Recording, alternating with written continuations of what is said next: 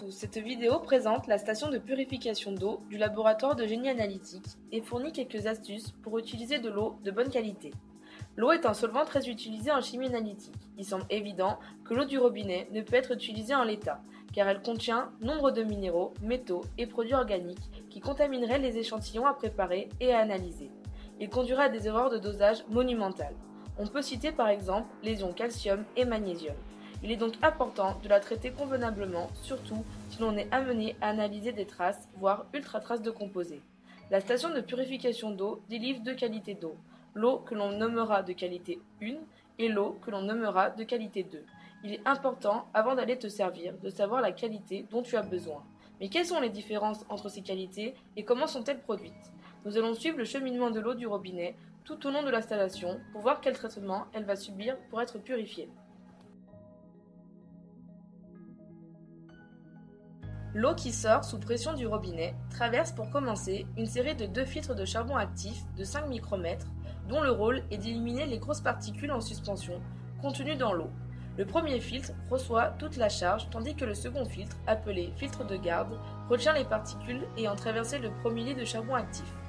L'eau va ensuite être déionisée, c'est-à-dire que l'on va éliminer à la fois les cations et les anions. Pour cela, elle va traverser une bonbonne contenant une résine cationique et une résine anionique. La résine cationique retiendra les cations, tandis que la résine anionique retiendra, elle, les anions. Les processus mis en jeu sont des processus d'échange d'ions. Comme pour les filtres de charbon actif, la seconde bonbonne est une bonbonne de garde. À ce stade, l'eau possède des microparticules qui vont traverser un filtre dit aval de 1 micromètre absolu. À ce niveau de la station est délivrée l'eau déionisée de qualité 1.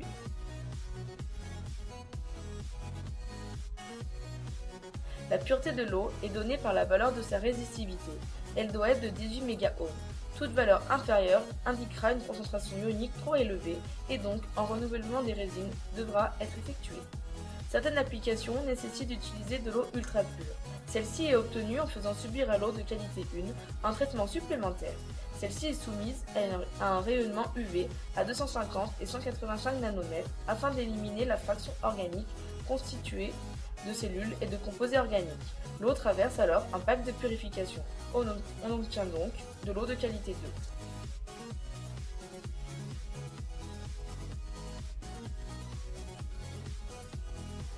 2. Les indicateurs de pureté sont comme pour l'eau de qualité 1, la résistivité qui ne doit pas être inférieure à 18 mégaohms.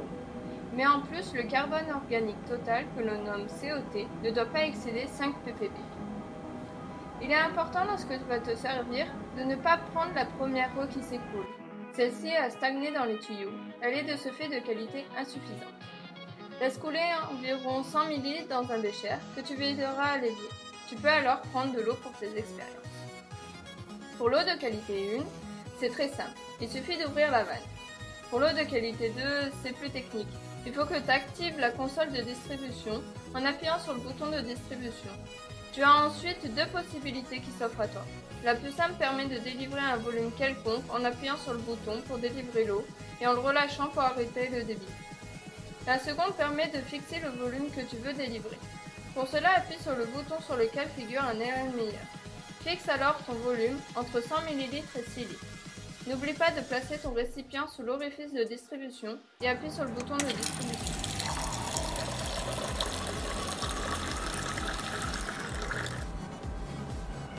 Tu peux à tout moment arrêter le débit en appuyant de nouveau sur le bouton.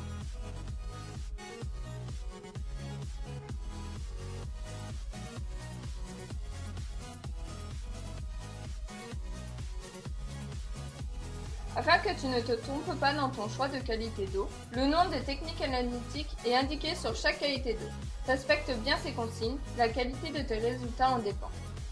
Tu vas probablement utiliser des pissettes pour tes expériences. Fais attention, elles sont liées à la qualité de l'eau. Regarde, c'est indiqué clairement sur la pissette. Et n'oublie surtout pas à la fin de ton TP de les vider et de les remettre en place. Si tu laisses de l'eau dans la pissette pendant plusieurs jours, sa pureté va s'altérer.